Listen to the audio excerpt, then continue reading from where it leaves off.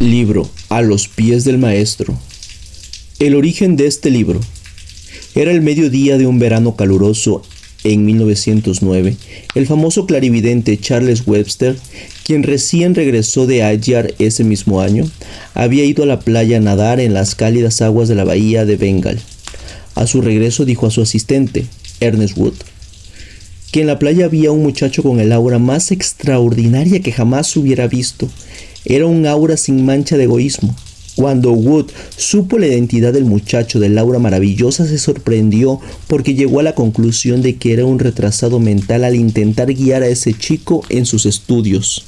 Cuando Wood platicó a Webster lo que opinaba sobre el muchacho, el viejo insistió en que se convertiría en un guía espiritual y en un orador mundialmente reconocido. Wood preguntó, ¿qué tan importante? A lo que Webster respondió, como la señora Besant, más importante que ella. Wood movió la cabeza con incredulidad. El chico era poco agradable. Se veía enfermizo, escuálido, sucio e infestado de piojos. Tenía los dientes chuecos y una expresión ausente en los ojos. Tenía el frente de la cabeza rapada a la usanza nativa del lugar y la parte trasera del cabello estaba sujeta en una cola de caballo. Era difícil imaginar a un guía espiritual y orador con tal apariencia. No obstante, Webster estaba seguro del potencial del muchacho. Es más, informó a Wood que ese jovenzuelo de 14 años recién cumplidos estaba destinado a convertirse, a menos que algo saliera mal, en el medio por el cual se enseñaría una gran lección al mundo y que él, Webster, lo prepararía para enfrentar su destino. Comenzó por investigar, con la ayuda de la clarividencia, las vidas anteriores del muchacho, quien recibió el nombre astral de Alcione, la estrella más brillante de las Pléyades, para designar al ser que reencarnó detrás de la persona de Krishnamurti. Webster no solo investigó las vidas anteriores de Alcione, se dio a la tarea de transformar la vida de Krishnamurti y prepararlo para el gran futuro que veía para él. Dio al muchacho una dieta, un programa de ejercicios, le enseñó las costumbres occidentales de bañarse y arreglarse. Lo remitió a Ernest Wood para que le enseñara inglés y otras materias académicas. Sometió a Krishnamurti y a su hermano, Nitya, a un sistema de enseñanza tan riguroso como el de cualquier colegio. Les enseñó a sentarse, comer, dormir y vestirse como jóvenes victorianos educados. El desarrollo espiritual de Krishnamurti también fue rápido. A unos cuantos meses de comenzar a hacerse cargo del progreso de los chicos, Webster reportó que trabajó con sus cuerpos astrales, mientras sus cuerpos físicos dormían, para llevarlos ante el alma de que era su propio maestro, el cual los aprobó como sus pupilos. Cada noche de los siguientes 5 meses, Webster condujo astralmente a Krishnamurti hacia el maestro, quien daba al muchacho una enseñanza y terminaba con unas cuantas líneas memorables como resumen. Todas las mañanas, al despertar, anotaba lo que recordaba de la enseñanza. Muchas personas lo vieron cuando escribía. Los registros de las enseñanzas fueron reunidos. Se corrigieron errores de gramática y puntuación sin alterar el texto en ninguna otra manera. El resultado fue un volumen pequeño que se publicó al año siguiente bajo el título de A los pies del maestro. Desde entonces, no ha dejado de imprimirse y ha sido publicado en diferentes maneras. Las siguientes páginas encierran la enseñanza de uno de los sabios a un adolescente en preparación para el gran futuro que lo esperaba. Prólogo. Se me dio el privilegio de escribir unas palabras de introducción para este pequeño libro, el primero escrito por un hermano más joven de cuerpo pero no de alma. Las enseñanzas que encierra le fueron dadas por su maestro en su preparación para la iniciación y las escribió de memoria, con dedicación y esfuerzo, puesto que su inglés era mucho menos fluido que ahora. La mejor parte de la reproducción de las palabras del maestro, lo que no es una reproducción verbal, es el pensamiento del maestro expresado en las palabras de su pupilo. 2 oraciones omitidas fueron proporcionadas por el maestro. En otros 2 casos se añadió una palabra omitida. El resto es de Alcione, su primer regalo para el mundo, que ayuda a los demás como las enseñanzas lo ayudaron a él. Alcione lo comparte con el mismo deseo. No obstante, las enseñanzas solo darán frutos si son vividas, como él las vivió. ya que provienen de los labios del Maestro. Si el ejemplo es seguido igual que el concepto, entonces se abrirá ante el lector, así como para el escritor, el gran portal y sus pies estarán sobre el sendero. Prefacio. Estas no son mis palabras, son las palabras del Maestro que me enseñó. Sin él no hubiera podido hacer nada, pero a través de su ayuda puse los pies sobre el sendero. Tú también deseas caminar sobre el mismo sendero, de manera que las palabras que me dirigió también te serán útiles si las obedeces. No es suficiente con decir que son verdad y que son hermosas. Quien quiera lograrlo debe hacer exactamente lo que está escrito. Mirar la comida y decir que es buena no satisfará a los hambrientos. Deben acercar sus manos y comer. Así que escuchar las palabras del Maestro no es suficiente. Debes hacer lo que dice. Poner atención a cada palabra y tomar cada consejo. Si no se toma un consejo, si se omite una palabra, se perderá para siempre, pues él no habla dos veces. Krishnamurti. A los pies del Maestro. Existen 4 cualidades para este camino. 1. Discriminación. 2. Desapego. 3. Buena conducta. 4. Amor. Trataré de decirte lo que el Maestro me dijo cuanto a cada una de las anteriores. Número 1. Discriminación. La primera de estas cualidades es la discriminación, y por lo general se toma como la discriminación entre lo real y lo irreal, que conduce a la entrada del sendero. Es lo anterior y mucho más. Debe ponerse en práctica no solo al principio del sendero, sino en cada paso de todos los días hasta el final. Entras al sendero porque ya entendiste que en él puedes encontrar las cosas que vale la pena obtener. Los que no saben luchan para obtener riqueza y poder, pero solo son para una vida y por lo tanto son irreales. Existen cosas mucho más importantes que lo anterior, cosas reales y duraderas. Cuando las conoces ya no deseas las otras. En el mundo solo existen 2 clases de personas, las que saben y las que no saben. Ese conocimiento es lo que importa. No es importante a qué religión o raza pertenezca. Lo que es importante realmente es este conocimiento, conocer la palabra de Dios para la humanidad. Dios tiene un plan y ese plan es evolución. Una vez que los entendemos y lo conocemos de verdad, no podemos evitar trabajar para que funcione y ser uno con Él, puesto que Él es grandioso, tan hermoso. Entonces, debido a que sabemos estamos del lado de Dios, del lado del bien y sin caer en el mal, trabajando para la evolución y no para el egoísmo. Cualquiera que esté del lado de Dios es uno de nosotros y no importa en lo más mínimo si se dicen ser hindúes, budistas, cristianos o musulmanes, si son de la India, de Inglaterra, de China o de Rusia. Los que están del lado de Dios saben por qué están aquí y qué deben hacer, y están tratando de hacerlo. Los demás aún no saben lo que deben hacer, de manera que actúan equivocadamente e inventan maneras que creen que son convenientes para ellos sin entender que todos son uno y que solo la voluntad de la unidad es buena para todos. Se guían por lo irreal en lugar de seguir lo real. Hasta que no aprendan a distinguir entre ambos, no estarán del lado de Dios. Así que la discriminación es el primer paso. Incluso al tomar la decisión debes recordar que existen muchas variedades de lo real y de lo irreal. La discriminación debe hacerse entre lo correcto y lo incorrecto, lo importante y lo trivial, lo útil y lo inútil, lo verdaderamente y lo falso, lo egoísta y lo generoso.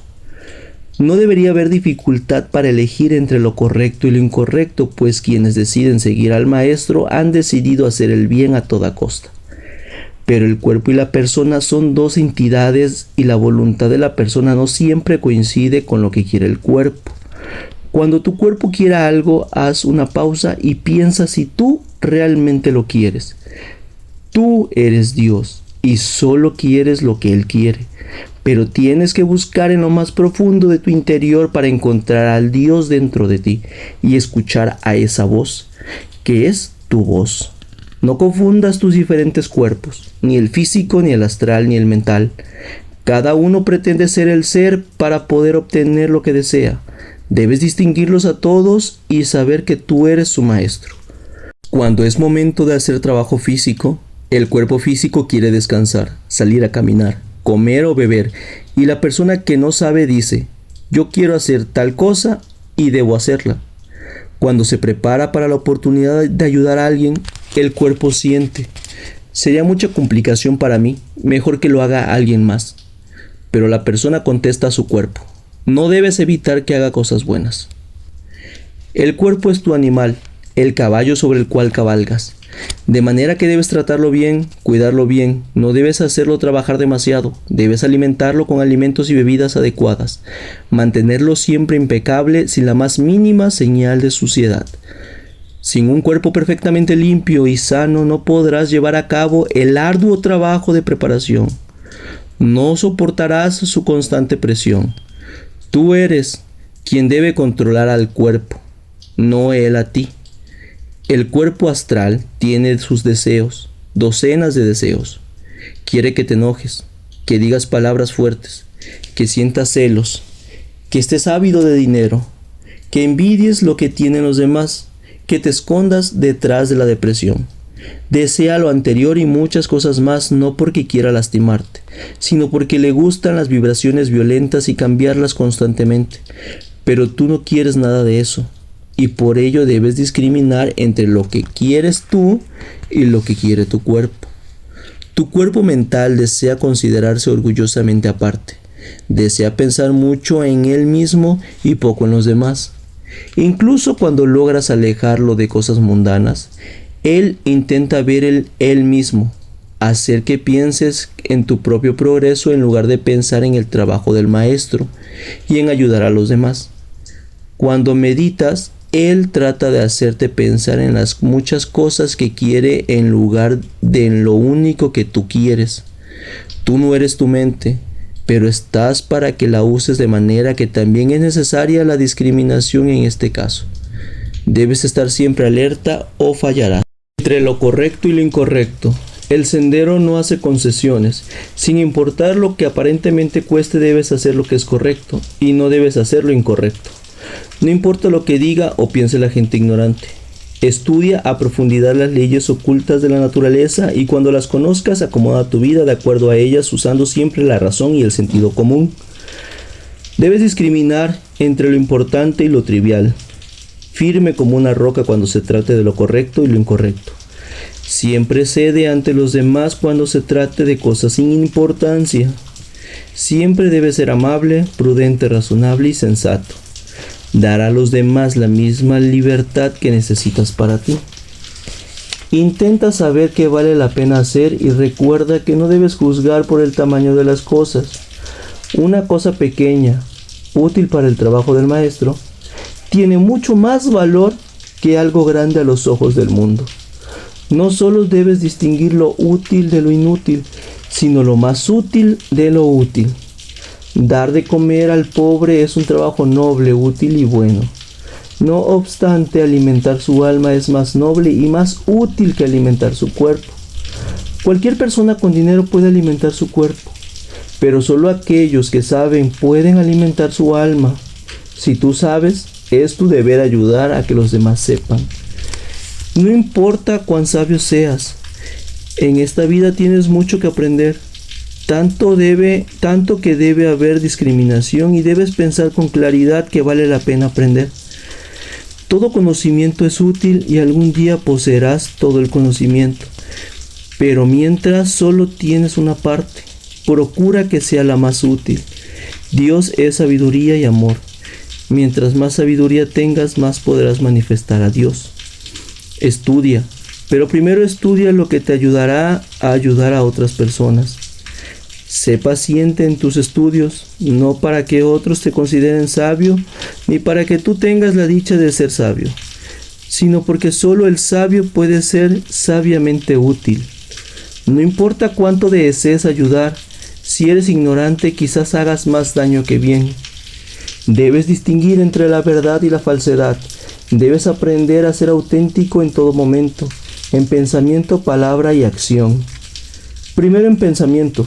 Y no es fácil, puesto que en el mundo existen muchos pensamientos falsos, muchas supersticiones tontas, y no progresarás si eres esclavo de ellas. De manera que no debes sostener una creencia solo porque otras personas lo hacen, ni porque ha existido durante siglos, ni porque está escrita en un libro que la gente considera sagrado. Debes pensar por ti mismo y juzgar por ti mismo si es sensato. Recuerda que aunque miles de personas estén de acuerdo sobre un tema, si no saben nada respecto a ese tema, su opinión no tiene validez. Quien desea andar sobre el sendero debe aprender a pensar por sí mismo, pues la superstición es uno de los demonios más grandes en el mundo, una de las cadenas de las que debes liberarte por completo. Tu pensamiento sobre los demás debe ser verdad. No pienses de ellos lo que no sabes. No supongas que siempre están pensando en ti. Si alguien hace algo que crees que te hará daño o dice algo que crees que es sobre ti, no pienses de inmediato, lo hizo para lastimarme. Lo más probable es que ni siquiera pensara en ti, pues cada alma tiene sus propios problemas y sus pensamientos giran en torno a ella. Si alguien te habla en forma brusca, no pienses, me odia, quiere lastimarme. Lo más probable es que algo o alguien le hiciera enojar y solo porque se encontró contigo desquitó su enojo. Está actuando de manera tonta, porque todo enojo es tonto. Y no por eso debes tener una opinión falsa de él. Cuando eres alumno del maestro, pones a prueba la verdad de tus pensamientos al ponerlos juntos al suyo.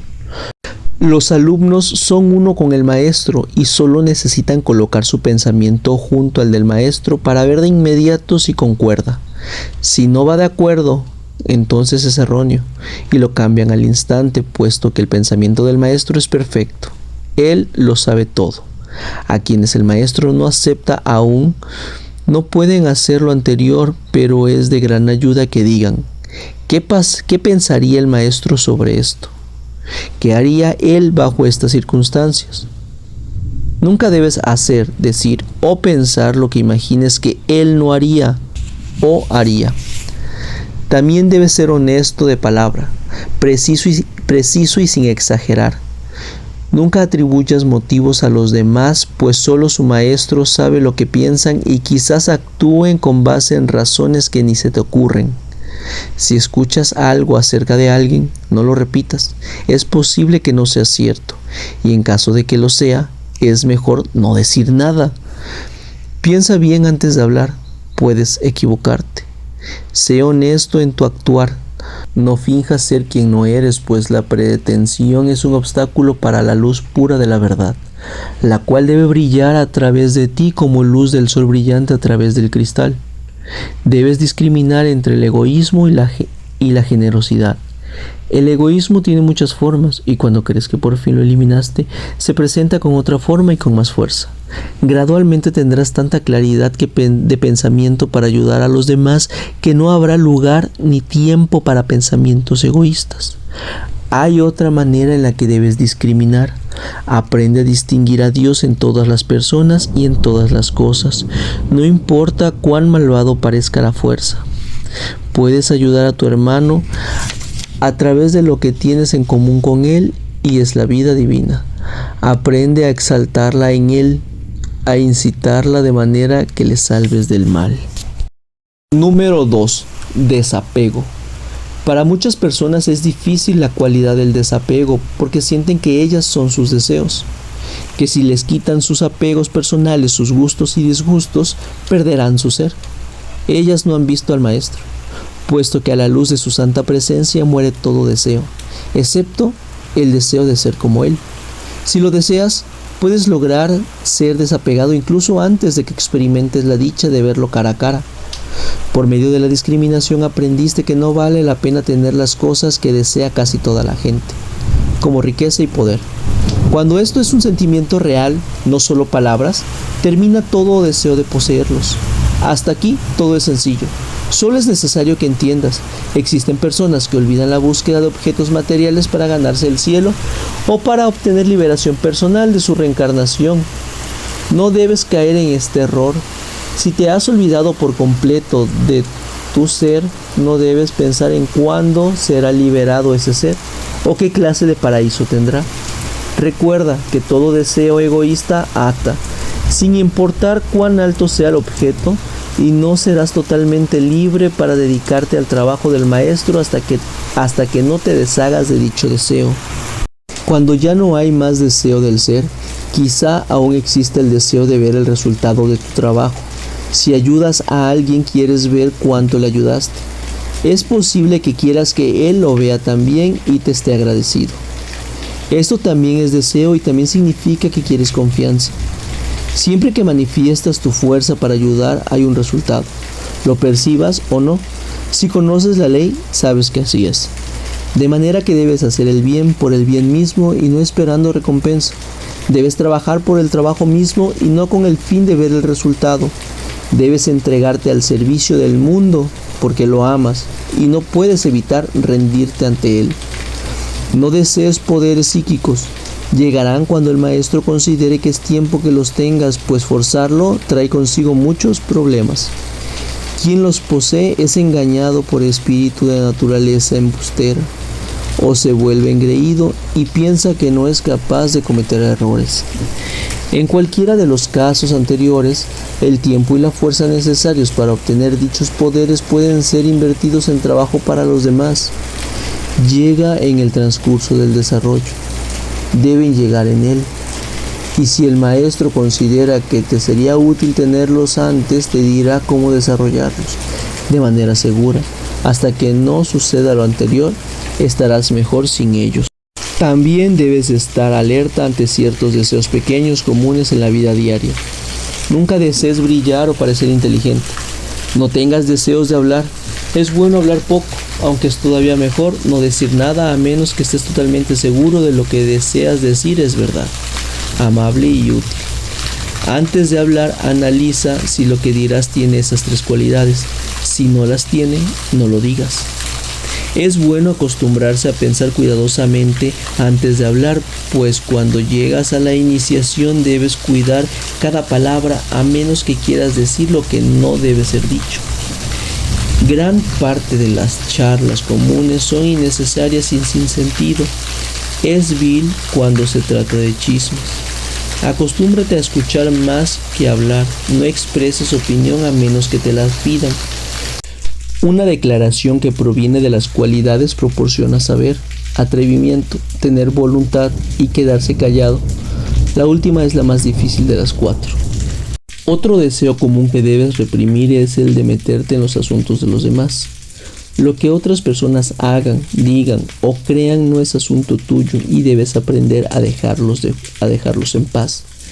Tienen todo el derecho de pensar, expresarse y actuar libremente siempre y cuando no haga daño a los demás. Exige tu derecho a hacer lo que consideres correcto. Debes otorgar la misma libertad a los demás y cuando practiquen esa libertad no tienes derecho a hablar de ellos. Si consideras que están actuando mal, busca una oportunidad para decirles lo que opinan. Cortésmente y en privado, y quizás los convenzas. Pero hay muchos casos en los que también sería intromisión. Bajo ninguna circunstancia debes contar el asunto a un tercero. Es una acción vil. Si presencias un caso de crueldad contra un niño o contra un animal, tu deber es interferir. Si ves que alguien está violando la ley, debes informar a las autoridades. Si estás a cargo de otras personas para enseñarles, quizá tu deber sea señalar con gentileza sus faltas. Si no es ninguno de los casos anteriores, ocúpate de tus asuntos y aprende la virtud del silencio. 3. 6 puntos de conducta. El maestro dio los siguientes puntos de conducta que se requieren. Número 1. Autocontrol en la mente. Número 2. Autocontrol en acción. Número 3. Tolerancia. Número 4. Alegría. Número 5. Enfoque. Número 6. Confianza. 1. Autocontrol en la mente. La cualidad del desapego enseña que el cuerpo astral debe ser controlado. Este punto enseña lo mismo en cuanto al cuerpo mental. Significa controlar el temperamento y así no sentirás enojo o impaciencia. Controlar la mente para que el pensamiento siempre sea calmado y sereno, y controlar los nervios a través de la mente para que sean lo menos irritables que se pueda. Esto último es difícil porque cuando tratas de prepararte para el sendero, no puedes evitar que tu cuerpo sea más sensible, de manera que tus nervios son alterados con facilidad ante un sonido, choque o presión, pero debes poner lo mejor de ti. La mente tranquila también significa valor para que enfrentes sin temor las pruebas y dificultades del sendero. Seriedad para que restes importancia a los problemas que aquejan a la vida de todos y evites la innecesaria preocupación ante cosas insignificantes por las cuales mucha gente desperdicia su tiempo. El maestro enseña que no tiene importancia alguna lo que suceda externamente a alguien, como dolores, problemas, enfermedades, pérdidas. Todo esto no debe significar nada para ti y no debes permitir que afecte la tranquilidad de tu mente. Son el resultado de acciones del pasado y cuando lleguen a enfrentarlas con alegría, recordando que todo mal es pasajero y que tu deber es permanecer siempre contento y sereno. Pertenecen a tus vidas anteriores, no a esta. No puedes alterarlos, de manera que es inútil que te preocupes por ellos. Mejor piensa en lo que estás haciendo ahora, lo cual crea los sucesos de tu vida futura, y sí puedes alterarlos. Jamás te permitas sentir tristeza o depresión. La depresión es un error, pues infecta a los demás y dificulta sus vidas. No tienes derecho a hacerlo. Entonces, si alguna llega a tu vida, elimínala de inmediato. Existe otro aspecto en el cual debes cuidar tu pensamiento. No debes dejar que divague. Cuando hagas cualquier cosa, enfoca tu pensamiento en ella para que la lleves a cabo perfectamente. No permitas que tu mente esté inactiva y siempre guarda pensamientos positivos, listos para manifestarse cuando sea el momento. Todos los días usa el poder de tu pensamiento para buenos propósitos. Sé una fuerza en la dirección de la evolución. Cada día piensa en alguien que sepas que tiene sufrimiento, dolor o que necesite ayuda y báñalo con ese pensamiento de amor. Aleja tu mente del orgullo, pues el orgullo proviene de la ignorancia. Los que no saben piensan que son grandiosos, que hicieron algo grandioso. El sabio sabe que solo Dios es grandioso, que solo Dios hace todo trabajo del bien. Número 2. Autocontrol en acción. Si tu pensamiento es como debe ser, tendrás pocos problemas en cuanto a tus acciones.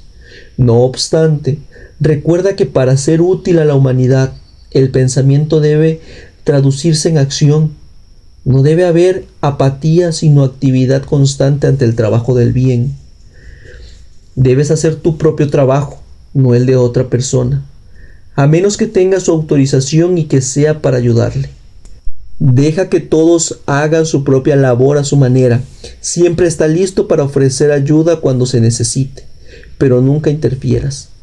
Para mucha gente, lo más difícil del mundo es no meterse en los asuntos de los demás, y es exactamente lo que debes hacer. El hecho de que te dediques al trabajo superior no significa que te olvides de tus deberes cotidianos, pues no estarás libre para realizar otros servicios hasta que no termines con tus tareas diarias. No debes emprender nuevas tareas cotidianas, pero sí debes completar afanosamente aquellas que han llegado a ti. Toda labor justa y clara que reconozcas, es decir, que no sean tareas imaginarias que otros traten de imponerte. Si vas a ser pupilo del maestro, debes hacer las labores cotidianas mejor que los demás, no peor, pues que lo haces por él. Número 3. Tolerancia. Debes ser tolerante con todos e interesarte con entusiasmo por las creencias de personas de otras religiones, así como te interesas en la tuya, pues su religión es un sendero a lo superior, igual que la tuya. Para ayudar a todos debes entender a todos. Para obtener tal nivel de tolerancia, primero debes liberarte del fanatismo y supersticiones.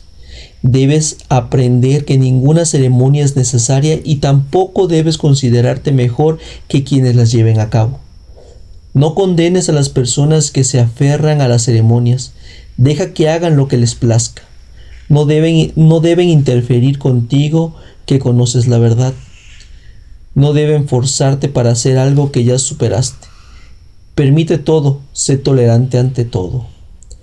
Ahora que tus ojos están abiertos, algunas de tus antiguas creencias o ceremonias te parecerán absurdas. Quizás sí lo sean. Aunque ya no formes parte de ellas, respétalas por el bien de esas almas buenas para quienes sí son importantes. Tienen su lugar en su utilidad. Son como las líneas del cuaderno de niño que te guiaban para escribir legiblemente hasta que aprendiste a escribir mejor y con más libertad sin ellas. Hubo un momento cuando las necesitaste. Ahora ese momento pertenece al pasado. Un gran profesor escribió: cuando era un niño hablaba como niño, entendía como niño, pensaba como niño. Ahora, cuando me convertí en hombre, aparté de mí las niñerías. Quien ha olvidado su infancia y ha perdido empatía por los niños no puede enseñarles o ayudarles. Sé amable, educado y tolerante con todos. No importa si son budistas, hindúes, judíos, cristianos o musulmanes. Número 4. Alegría. Debes vivir tu karma con alegría, cualquiera que éste sea. Considera que el sufrimiento que llega a ti es un honor, pues demuestra que los señores del karma piensan que vale la pena ayudarte. No importa lo difícil que sea, agradece que no sea peor. Recuerda que eres de gran utilidad para el maestro hasta que pagas tu karma negativo y eres libre. Cuando te ofreces a él, estás pidiendo que tu karma negativo sea acelerado de manera que ahora resolverás en 1 o 2 vidas lo que te hubiera llevado cientos de vidas. Pero para sacar el mejor provecho de ello, debes enfrentarlo con alegría y gozo. Debes olvidar toda sensación de posesión. El karma puede alejar de ti las cosas que más te gustan, incluso a las personas que más quieres. Incluso en esos casos debes estar alegre, listo para partir con todo y nada. Muchas veces el maestro necesita liberar su fuerza sobre los demás a través de su sirviente y no puede hacerlo si su sirviente cae en la depresión. Así que la regla debe ser la alegría. Número 5. Enfoque. Lo que debes proponerte es hacer el trabajo del maestro. No debes olvidarlo. No importa qué se presente en tu camino, aunque nada pueda interponerse en tu camino, puesto que el trabajo útil y generoso es del maestro y debes hacerlo por él. Debes poner toda tu atención en cada parte a medida que lo realizas para que sea tu mayor esfuerzo.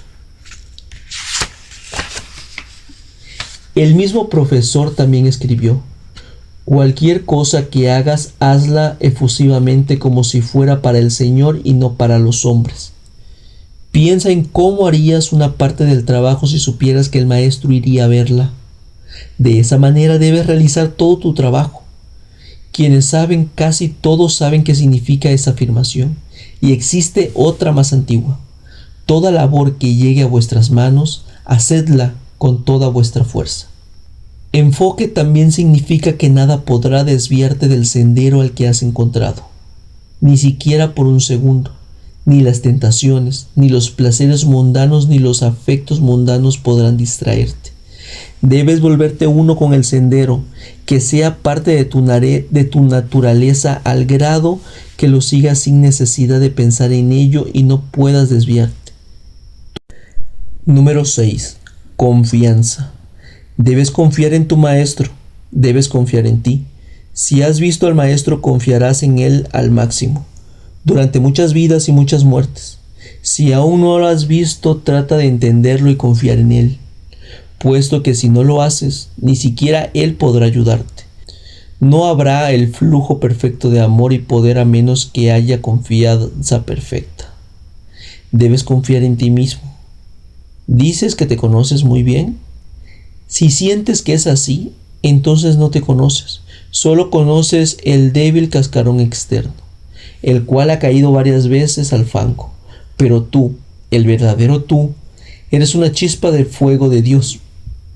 y Dios Todopoderoso es en ti, y por ello no hay nada que no puedas hacer si te lo propones. Di a ti mismo: un humano puede hacer lo que los humanos han hecho.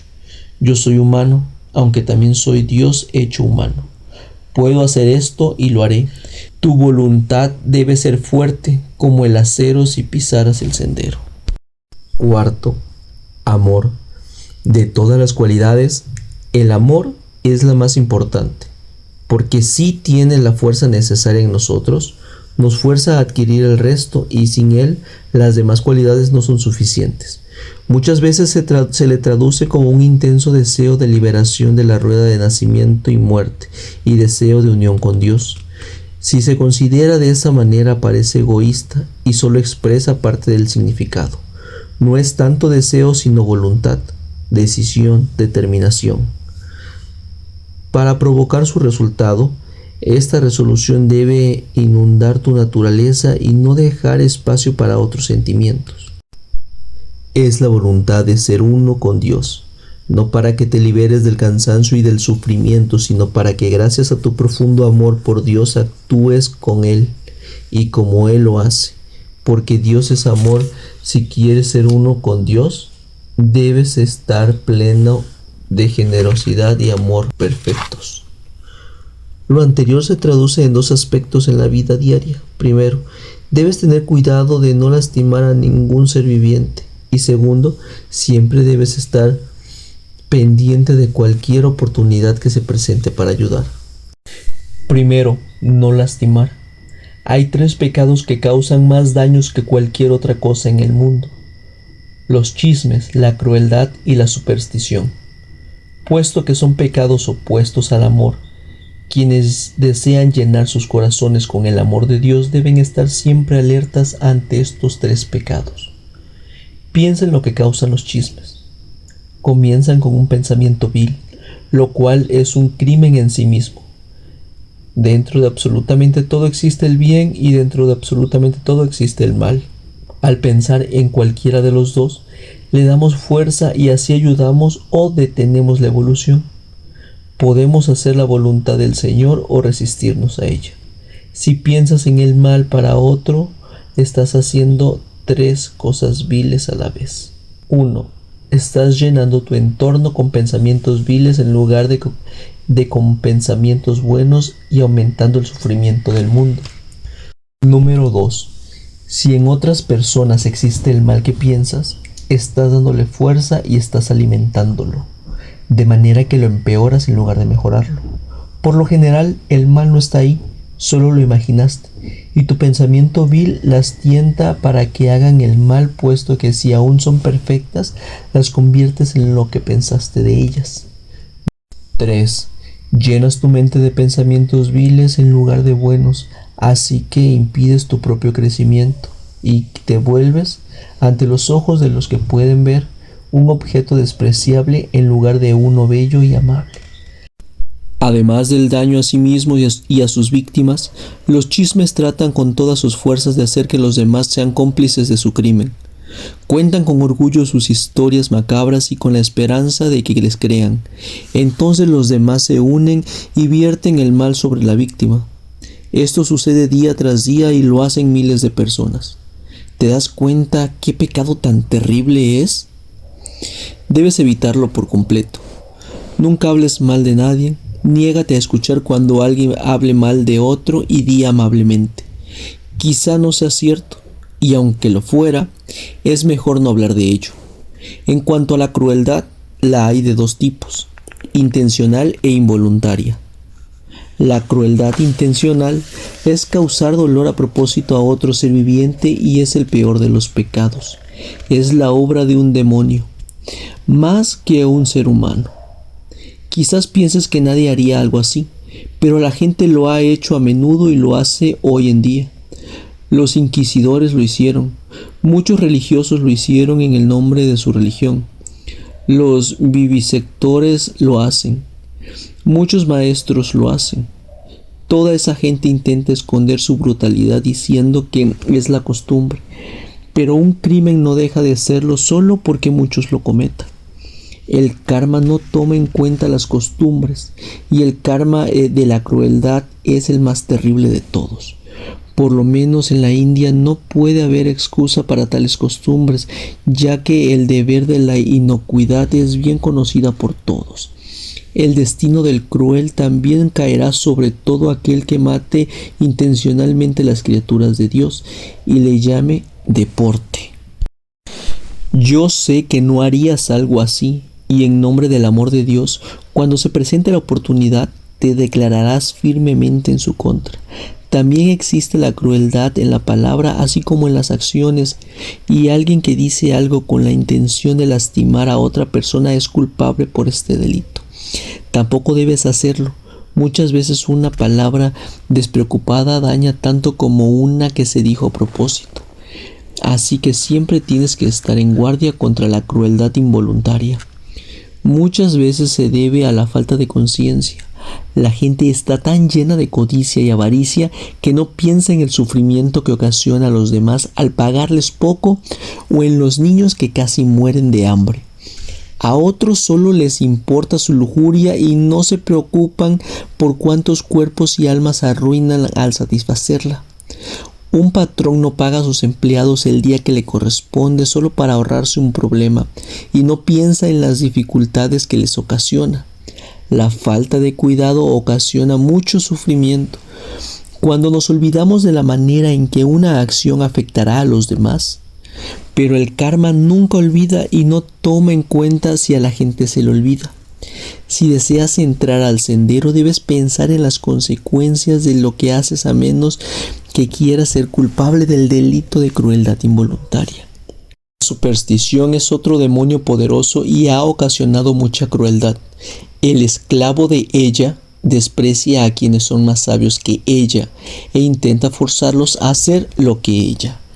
Piensa en la terrible matanza provocada por la superstición de que los animales deben ser sacrificados, y por la superstición todavía más cruel de que necesitamos carne para alimentarnos. Piensa en el tratamiento que la superstición ha impuesto a las clases suprimidas en nuestra amada India, y ve cómo este error vil provoca una crueldad despiadada entre quienes conocen la hermandad. Se han cometido muchos crímenes en nombre del amor de Dios, de manera que cuida que no te quede en ti el más pequeño rastro de ella. Debes evitar estos 3 grandes crímenes, pues son nefastos para el progreso, porque pecan contra el amor. Porque no solo debes alejarte del mal, sino que debes estar activo en hacer el bien. También debes estar lleno de un intenso deseo de servicio y de estar alerta para llevarlo a cabo a tu alrededor, no solo a las personas, sino a los animales y plantas. Debes llevarlo a cabo en pequeñas cosas diariamente, que se forme el hábito y así no pierdas la oportunidad única de realizar algo importante. Si deseas ser uno con Dios, no es por tu bien, sino para que seas un canal a través del cual su amor llegue a sus semejantes. Quienes están en el sendero no existen para sí mismos, sino para los demás. Se han olvidado de sí mismos para así servir a otros. Son como una pluma en manos de Dios, a través de la cual fluye el pensamiento divino, y así encuentran una manera de expresión para sí mismos. No podría hacerlo sin una pluma. Al mismo tiempo, son como una columna de fuego que vierte sobre el mundo el amor divino, el cual llena sus corazones. La sabiduría que te permite ayudar, la voluntad que dirige a la voluntad, el amor que inspira a la voluntad, son tus cualidades. Voluntad, sabiduría y amor son los 3 aspectos del Señor, y tú, quien desea dedicarse al servicio del Señor, debe poner en práctica estos 3 aspectos. Capítulo: Hacia el camino del discípulo. El origen de esta plática. En 1924, Krishnamurti estuvo 6 semanas, del 18 de agosto al 28 de septiembre, en un hotel que antes fue castillo del siglo XI, en Pergain, un pueblo en la parte norte de Italia. Estaba acompañado de otros 12. Los días en Pergain fueron parte de vacación y parte preparación espiritual. Uno de los participantes dijo lo siguiente en cuanto a su estancia. Nuestra vida aquí es una intensa actividad interna y casi completa nuestra inercia externa. Lo dijo Hayakar. Un día normal era así. 8 de la mañana, meditación. Krishnamurti leía un pasaje del Evangelio según Buda. Krishnamurti, Nityananda y Rama Roa cantaban un mantra. 8:30 am, desayuno, una caminata y juegos como voleibol o la versión inglesa del béisbol.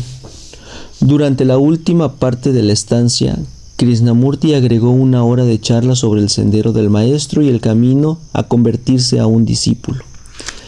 12:30 de la tarde, almuerzo seguido por descanso o trabajo individual. 3 de la tarde, más juegos y después un baño. 6 de la tarde, cena seguida de preparación intensiva. 8:30 de la noche, dormir. Parte de la tutela de Krishnamurti estaba dirigida especialmente a las 4 niñas, quienes se preparaban para ir a Sydney, Australia, para recibir más entrenamiento con C.W. Leadbeater. En pláticas privadas, Krishnamurti las alentaba a que fueran más dedicadas y les señalaba sus faltas. Muchas veces se desesperaba por la capacidad de sus pupilas para cambiar. Son como alguien que están dentro de un cuarto oscuro esperando a que alguien más prenda la luz en lugar de buscar a tientas y prenderlas ustedes. Durante la estancia en Pergain, el proceso de Krishnamurti volvió a comenzar el 21 de agosto y terminó el 24 de septiembre. Dicho proceso fue una experiencia muy dolorosa para Krishnamurti, que no obstante culminó con el contacto con los maestros.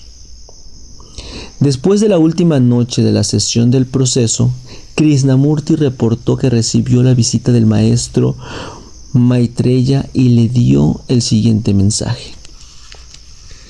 Aprende a servirme, pues a lo largo de este sendero me encontrarás. Olvídate de ti mismo, pues solo estoy yo para ser encontrado. No busques a los grandiosos cuando quizás estén muy cerca de ti. Eres como el ciego que busca la luz del sol. Eres como el hambriento a quien se le ofrece alimento y no come. La felicidad que buscas no está lejos, se encuentra en cualquier piedra. Yo estoy ahí si puedes ver. Yo soy el que ayuda si me dejas ayudar. Uno de los participantes escribió a mano las pláticas matutinas y después se publicaron como el libro Towards Discipleship, en cuyo prefacio Krishnamurti describe la estancia en Pergain, y el resultado es como sigue. En Pergain pasamos uno de los veranos más alegres que mi hermano y yo habíamos vivido. Después de irnos de ese hermoso lugar solíamos platicar sobre nuestra estancia ahí, del lejano lago y de las montañas cubiertas de nieve. En el castillo de Pergain comenzó una nueva vida para nosotros y espero que todos los que estuvieron ahí con nosotros sientan lo mismo. Estas pláticas personales fueron dadas a amigos y no al público en general. Más tarde, algunos de ellos sugirieron que nuestras charlas deberían ser publicadas en forma de un libro pequeño. Si hubiera sabido que nuestras charlas matutinas aparecerían como libro, definitivamente habría sido más cuidadoso en la manera de expresar mis pensamientos. Así que ruego a mis lectores que no olviden que las pláticas fueron extremadamente informales y nada convencionales, pero espero que les sea útil. La primer plática comienza con la respuesta de Krishnamurti a la pregunta: ¿cuáles son las cualidades especiales que deben adquirirse antes de la prueba, aceptación e iniciación? Y su respuesta es: las cualidades esenciales sobre las que hay que enfocarse antes de la prueba son: número 1, generosidad; número 2, mucho cariño del tipo adecuado; y número 3, capacidad de sentir compasión. Continúa comentando dichas cualidades durante 15 pláticas. las cuales completan las 4 cualidades de A los pies del maestro. Krishnamurti dio esas pláticas cuando tenía 29 años, aproximadamente 14 años después de recibir las instrucciones de A los pies del maestro, publicado en 1910. Una comparación entre ambos grupos de cualidades muestra ciertas similitudes así como algunas diferencias. Las primeras cualidades son tradicionales y replanteadas para y por un muchacho. El último grupo es expresado más en la voz propia de Krishnamurti. Las cualidades finales, la serie 16ª, las resume todas y se presentan en este libro en contraste a las 4 cualidades de A los pies del maestro, y como un ejemplo del desarrollo de Krishnamurti entre su etapa de pupilo y su etapa posterior de independencia. 8 cualidades más para el sendero. Krishnaji. Esta es nuestra última plática colectiva, de manera que será como si repasáramos las razones por las cuales estamos aquí y cómo esperamos obtener lo que deseamos. Me parece obvio que todos los presentes algún día estaremos a prueba como pupilos de varios maestros. También es obvio que todos queremos avanzar para acercarnos más a los maestros, pues solo eso importa, nada más. Para acercarnos a los maestros debemos tener el deseo correcto combinado con esfuerzo enfocados y constantes, que no dependan del estado de ánimo o sentimiento. Está claro que debemos perdonarnos a nosotros mismos, nuestros deseos personales y llegar al objetivo principal, el cual es alcanzar a los maestros y servirles. Para poder perdonarnos a nosotros mismos debemos tener clara y completamente algunas de las cualidades básicas que nos faltan, así como deshacernos de algunas que tenemos. Debemos haber destruido por completo ciertas debilidades para que no se manifiesten inesperadamente cuando estamos en relajación o no nos sentiremos bien. Para mí, lo primero es destruir por completo la personalidad y no permitir que quede rastro alguno de egoísmo al examinar todas las puertas por las que puede presentarse el egoísmo. Coloca a un guardia en cada puerta para que no entre el egoísmo. Dentro de todos nosotros existe un elemento fuerte de egoísmo. En nuestras acciones diarias podemos ver que es un elemento fuerte y constante. También es claro que no son tanto las cualidades sino la actitud lo que nos acerca más a los maestros. Pero para lograr la actitud debemos tener ciertas cualidades arraigadas. Debemos programarnos una idea distinta, que en ningún momento podemos ser egoístas, ni cuando se trate de cosas importantes o de cosas insignificantes, pues solo nos retrasaría. La personalidad está escondida en nuestro interior y quiere salir a la superficie. Debemos arrancarla de raíz y destruirla totalmente, para que el egoísmo no sea parte de nuestra evolución futura. Existen pocas personas en quienes el egoísmo no es tan dominante, pero es lo contrario en la mayoría. Si no tenemos cuidado mientras somos jóvenes y estamos llenos de entusiasmo, será como un lastre atado a nuestros pies cuando queramos volar. Después será más difícil. Uno de los requisitos básicos es que el pupilo sea generoso. La razón es que el maestro no puede ser nuestro guía, no puede influir en nosotros si no podemos amar, si no podemos ser afectuosos, y no podemos serlo si somos egoístas y solo pensamos en nosotros. No para todo el mundo es obvio que el egoísmo en pequeñas cosas es un pecado en contra de Dios, un pecado en contra del maestro. CWL solía decir siempre a Nitya y a mí durante todo el día que éramos pupilos del maestro y que no debía haber sentimientos de egoísmo en nosotros. Todos debemos abordar el asunto de manera inteligente, decididos a encontrar el ego en donde quiera que esté escondido y destruirlo.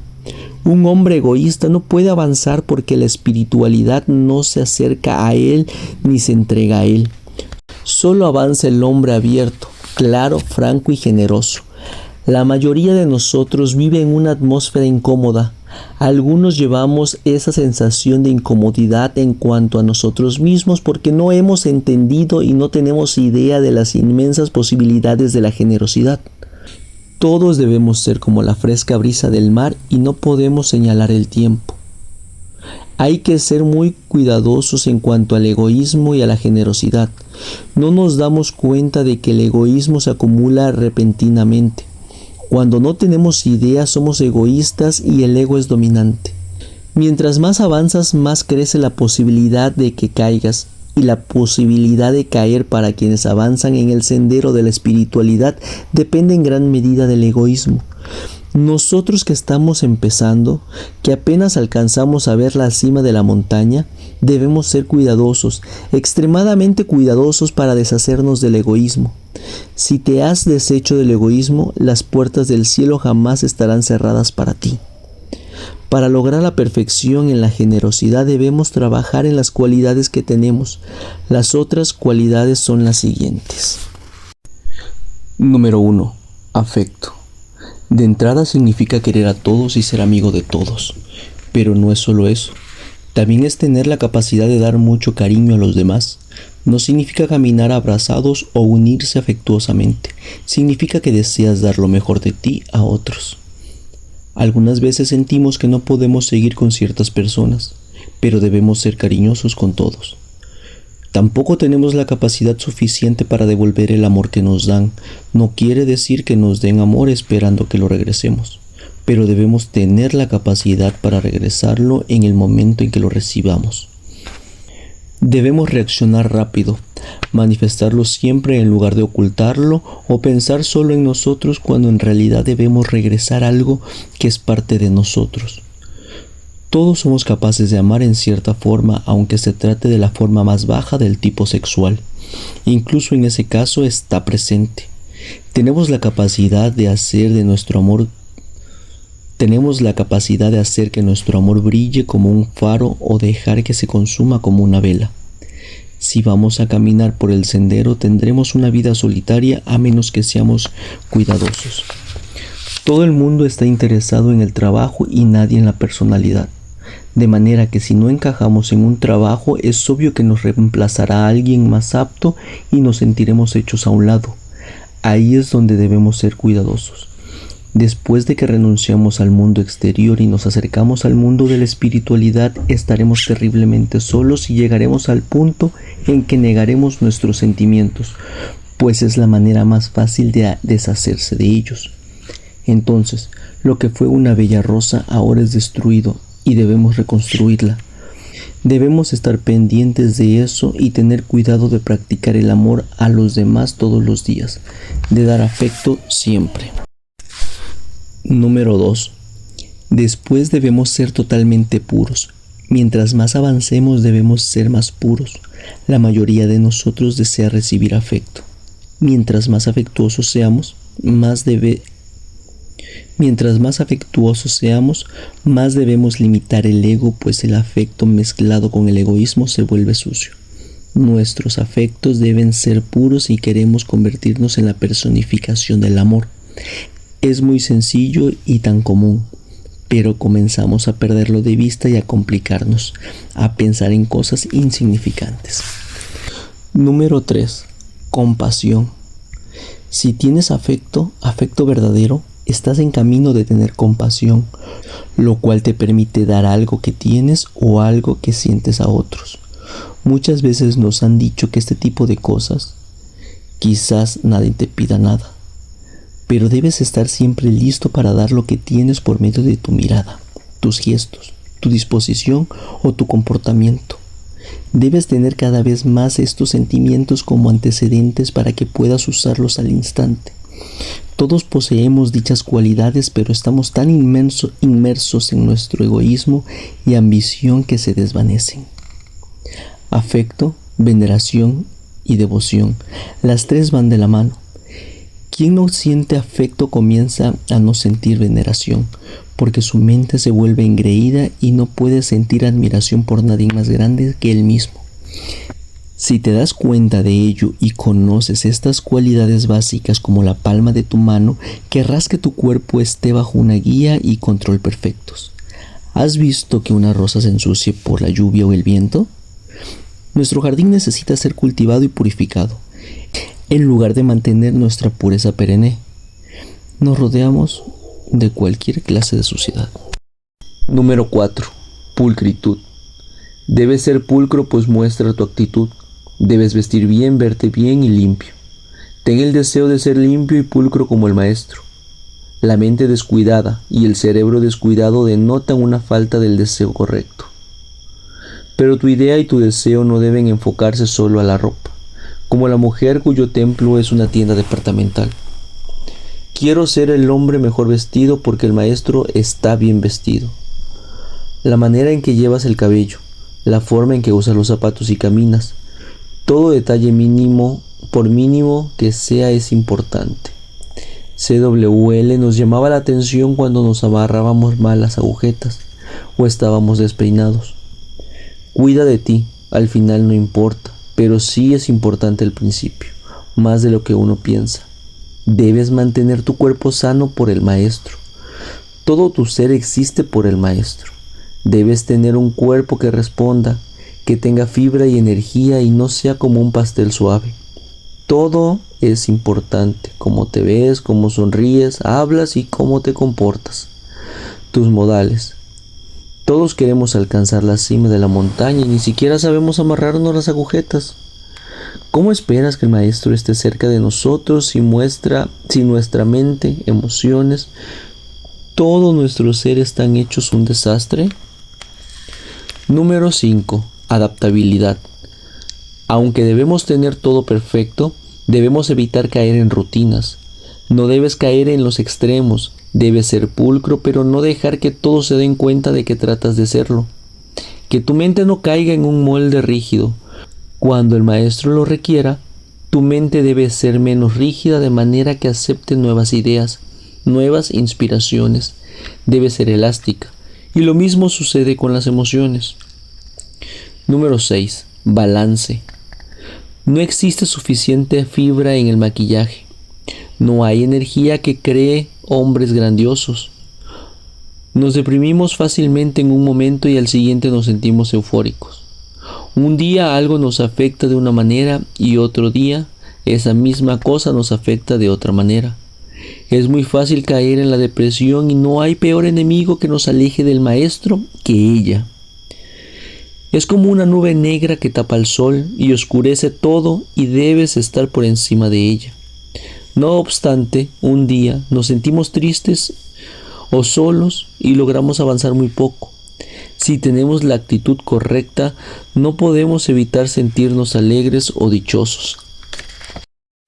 Número 7. Distinción. No debemos ser burgués, una combinación de bueno, malo e indiferencia, una mezcla de negativos y positivos. El maestro no desea un pupilo con esas características. Puede encontrar mejores ejemplos de humanidad. Lo que él quiere en una persona es alguien que diga: estoy dispuesto a hacer lo que tú quieras de mí. Si lo estás, entonces tienes todas las cualidades necesarias. Si eres un devoto de corazón, cada soplo de viento, cada nube, el cielo azul, tendrá algo que regalarte y en alguna medida te hará lo que él quiere. No sabes de lo que nos perdemos al permitir que cosas insignificantes apoderen de nosotros. El otro día, el maestro estaba con nosotros y muy pocos nos dimos cuenta. No tenemos la capacidad para reconocer a un ser así cuando está cerca de nosotros, debido al hábito tan común de pensar solo en nosotros, lo cual nos hace tan desdichados a nosotros y a los demás. Algunos de nosotros no tenemos las bases, las herramientas para ser discípulos. Hay algo personal y definitivo que debemos aprender y quedar, y es nosotros mismos. Nuestro amor, devoción, todo lo que es grandioso de nosotros. Debemos aprender todo lo que el maestro quiere y dejar de probar por todos lados. Debemos atesorarlo y guardarlo en nuestro interior para que siempre podamos confiar en nosotros y ser un apoyo para nosotros mismos. Es como vivir en un jardín hermoso para que descanses en él cuando estés cansado. Número 8. Recordar quién eres. No hemos aprendido a separar el alma del cuerpo. lo feo de lo hermoso, y aún así queremos acercarnos al Maestro. Cada día que pasa sin recordar verdaderamente quién eres es un día desperdiciado, un día que no pasa no para el Maestro sino para ti, un día que pasa no para su servicio sino para tu propio egoísmo y vanidad. En tu jardín debes tener todas las cosas maravillosas que puedas desarrollar. Ya están presentes, pero están encerradas por falta de expresión. Haz que tu jardín sea cada vez más hermoso y un día será tan maravilloso que el mundo vendrá a verlo, aunque ahora a nadie le importe si tienes un jardín o no, ni qué flor tiene. Debemos separar el alma, el hermoso jardín con todas las maravillas que tiene. Emociones puras, pensamientos bellos y grandes afectos del egoísmo. Si eres una mezcla de ambos, tardarás años en reconocer la diferencia y actuar en consecuencia. Debemos separar el alma, el hermoso jardín con todas las maravillas que contiene, emociones puras, pensamientos bellos y grandes afectos, del egoísmo. Si eres una mezcla de ambos, tardarás años en reconocer la diferencia y actuar en consecuencia. Ambos aspectos son tan diferentes como el día de la noche, pero desperdiciamos energía al no actuar. Todo esfuerzo bien dirigido aclara nuestra visión de la verdad. En lugar de vagar con manos y pies atados, si camináramos de manera simple y natural, con la meta siempre clara, no tardaríamos nada en llegar. Somos descuidados, flojos, y de repente abandonamos todo. Aunque el día siguiente no seamos descuidados, el momento que desperdiciamos no volverá. Debemos estar sobre esos comportamientos. Cuando llegue el Maestro del mundo, el día que desperdiciamos será útil. Será un día hermoso en el exterior y nosotros estaremos encerrados en un cuarto. Eso es lo que estamos haciendo. Un día respiramos aire puro bajo un cielo azul y al siguiente nos encerramos en un cuarto sin ventilación. Somos negligentes, pero hemos llegado a un punto en el que debemos alejarnos de las limitaciones del ego si es que la inteligencia nos es útil. Queremos el deseo, el poder y la determinación para permanecer siempre en el jardín, dirigir nuestro amor, devoción y servicio desde el jardín y no desde el interior de la casa. Ha llegado el momento de demostrar lo que valemos. Es tiempo de usar todo el poder de la mente y de las emociones que cultivamos en el jardín sin desperdiciar siquiera un segundo sin trabajar en el jardín y hacer mejoras. Mientras más maravilloso crees tu jardín, más obstáculos sacarás y mayor será su belleza y atractivo. De cada uno de nosotros depende la glorificación y belleza del jardín. No debemos desperdiciar ni un momento. No sabes la belleza que te espera más adelante y cada momento que pasa sin que reconozcas quién eres estás negando esa belleza. Al final, todos estamos aquí para servir al Maestro cuando llegue. Debemos ser como flores maravillosas que irradian perfumes deliciosos donde quiera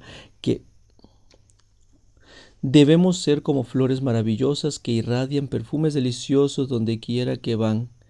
Y lo lograremos si cultivamos y embellecemos nuestro jardín. Entonces no importa dónde nos encontremos, si en Londres, o Sydney, o Pergain. Ocúpate en hacer un jardín tan hermoso que sea un santuario perfecto para el Maestro. Un lugar al que tus amigos y enemigos puedan entrar en adoración perpetua.